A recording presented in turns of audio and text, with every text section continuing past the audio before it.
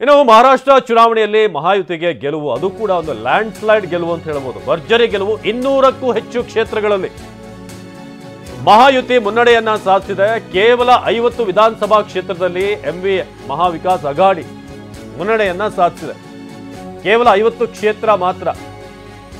ಹಾಗಾಗಿ ಒಂದು ದೊಡ್ಡ ಗೆಲುವನ್ನ ಎನ್ಡಿಎ ಗಳಿಸಿರೋದ್ರಲ್ಲಿ ಮಹಾವಿಕಾಸ್ ಅಘಾಡಿ ಈ ಬಾರಿ ನಿರೀಕ್ಷಿತ ಫಲಿತಾಂಶವನ್ನ ಅವರಿಗೆ ಕೊಟ್ಟಿಲ್ಲ ಜನ. ವಿಪಕ್ಷ ಸ್ಥಾನಕ್ಕೂ ಕೂಡ ಈಗ ಅರ್ಹತೆ ಪಡೆಯದಿರುವಂತಹ ಪರಿಸ್ಥಿತಿ. 2ಕ್ಕೆ ಸ್ಥಾನಕ್ಕೆ ಕುಸಿದಂತ ಎಂವಿ ಅಘಾಡಿ ಮಹಾರಾಷ್ಟ್ರ ನೆಲದಲ್ಲಿ ಈಗ ಮತ್ತೊಮ್ಮೆ ಈಗ ಏನು ಮಹಾಯುತಿ ಗೆಲುವನ್ನು ಸಾಧಿಸಿದೆ. ಅದು ಕೂಡ ಸುಮಾರು 50% ವೋಟನ್ನು ಗಳಿಸುವ ಮೂಲಕ ವಿಪಕ್ಷಗಳಿಗೆ ಅಲ್ಲಿ ಕುರ್ಚಿಯಲ್ಲಿ ಕೂರೋಕೆ ಅರ್ಹತೆಯನ್ನು ಇಲ್ಲದ ಹಾಗೆ ಮಾಡಿದ್ದಾರೆ.